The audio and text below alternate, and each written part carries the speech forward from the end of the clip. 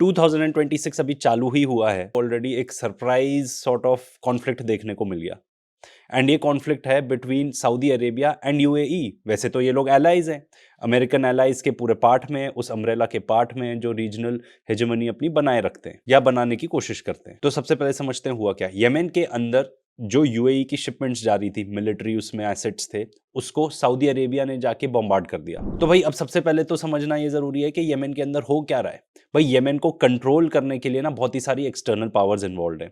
तो यहाँ पे यमेन में एग्जैक्टली 3 मेजर पावर्स हैं। सबसे पहले अंसार अल्लाह हो गए, जिनको इनफॉर्मली हूथीज के नाम से जाना जाता है, ये हैं बैक्ड बाय ईरान।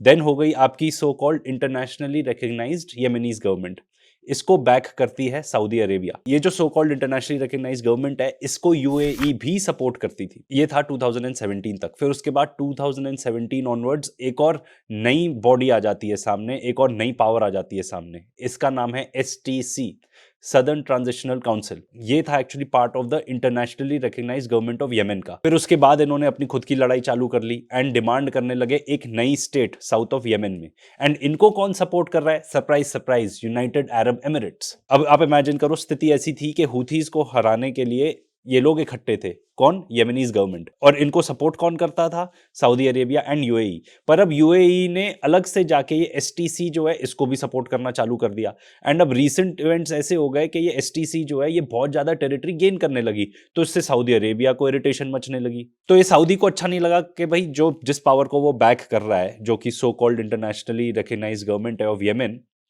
उसकी अपोजिंग फोर्स को यूएई बैक कर रहा है। तो फिर उन्होंने फाइनली जाके अटैक कर दिया यूएई की जो शिपमेंट्स आ रही थी। उन्होंने कहा ये जितनी भी सारी शिपमेंट्स हैं ये हेल्प करती है ये एसटीसी को ग्राउंड गेन करने के लिए। अब ये पहली बार नहीं है कि ये दोनों UAE and Saudi Arabia, even though they are allies, कि ये दोनों अपोजिंग फोर्सेस को सपोर्ट कर रहे हो। सूडान में भी यही हाल है। जो आरएसएफ है, रैपिड सपोर्ट फोर्सेस, उसको कौन सपोर्ट कर रहा है? यूएई। ये वही आरएसएफ है जो जाके लोगों को भूख से मार रही है। बहुत ही भारी, one of the worst humanitarian crisis हमको देखने को मिल रहा है सूडान में। एंड जो सूडानीज गवर्नमेंट है उसको कौन सपोर्ट कर रहा है? Saudi Arabia. तो अब इस अटैक से हमें क्या देखने को मिलता है कि भाई अगर किसी के लिए भी फेवरेबल है, अगर किसी के लिए भी फेवरेबल है ये चीज, तो हूथीज के लिए है।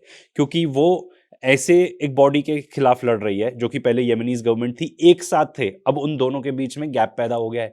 एंड उन दोनों के जो सपोर्टर्स हैं उन दोनों के बीच में भी गैप पैदा हो गया है। फाइनली अभी रेजोल्यूशन ये निकला है कि यूएई अपनी फोर्सेस को विड्रॉ करेगा, तो उनको सॉर्ट ऑफ सरेंडर करना पड़ा इन फ्रंट ऑफ सऊदी। कोई डाउट नहीं है इसमें कि Donald Trump and United states of America ने मीडिएट किया होगा, क्योंकि वो खुद नहीं चाहेंगे कि भाई हमारे जो दो दोस्त हैं, एलाइज हैं, वो आपस में ही भिड़ जाएं। एंड ऐसा नहीं है कि सऊदी अरेबिया ने एकदम आउट ऑफ ही ब्लू जाके ये अटैक कर दिया। उन्होंने काफी वार्निंग दी थी ऑलरेडी। उन्होंने वार्निंग दी थी कि जो आपने टेरिटरी कैप्चर की है, जो नेमली है हदरामौत एंड अलमारा, इससे आप विड्रॉ कर जाएं। तो जब सऊदी अरेबिया को लगा कि भाई चीज़ आउट ऑफ कंट्रोल जा रही है, हद के पार जा रही है, तो उन्होंने जाके ऐसा अटैक करना जरूरी समझा।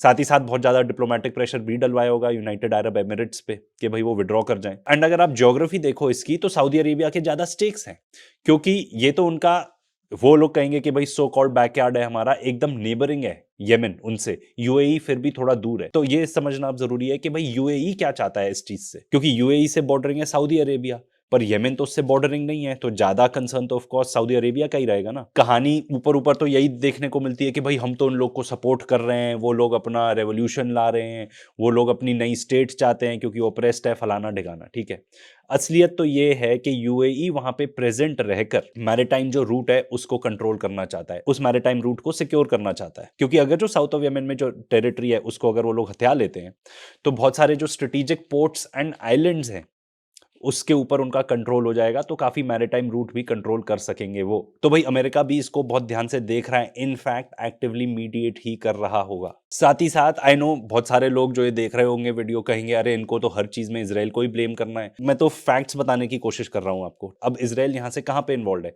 देखो, एक चीज जो हम जानते हैं कि अगर किसी ने इजराइल के नाक में सबसे ज्यादा दम कर रखा है तो वो हूथीज ही हैं, अंसार अल्लाह ही हैं। क्योंकि उन्होंने कहा था कि जब तक जेनोसाइड चलेगा तब तक हम यहां से कोई भी इजरायली शिप गुजरने ही नहीं देंगे। इसके वजह से इजराइल के पोर्ट्स बैंकरप्ट हो गए। एंड इजराइल की लाइफलाइन है ये पोर्ट्स। अगर यहां से शिप्स नहीं जा पाती, उनको दूसरा लंबा रूट लेके जाना पड़ता है, which is very very long. And यहां से अगर कोई शिप्स निकलने की कोशिश भी करती हैं तो इंश्योरेंस कॉस्ट इतने ज्यादा हाई हैं ठीक है, कि वो वायबल ही नहीं बचता। देखो ये कोई छुपी बात नहीं है कि United Arab Emirates and Israel काफी हद तक पार्टनर्स हैं, स्ट्रेटेजिक पार्टनर्स। सबसे पहले तो इजराइल के साथ नॉर्मलाइज कर लिए हैं यूएई ने ties. In fact you'll be surprise to know कि एमिरेट्स की कितनी सारी फ्लाइट्स जाती हैं from Tel Aviv to UAE, and लोग वहां से या तो वहीं पे रुक जाते हैं या वहां से ट्रांजिट करके और बाकी देशों में जाते हैं घूमने। एब्राहम अकॉर्ड साइन कर चुके हैं वो, विच बेसिकली सेज कि हमारी आपसे टाइज नॉर्मलाइज्ड हैं। सूडान के अंदर यूएई रैपिड सपोर्ट फोर्सेस को, वही उन्हीं फोर्सेस को जो जेनोसाइड कर रही है, सपोर्ट कर रहा है। एंड उसमें इसराइल का क्या रोल है, काफी बड़ा रोल है इनफैक्ट। उस टॉपिक पर तो हमने एक पूरा डिटेल वीडियो बनाया है, जरूर उसको चेकआउट करना।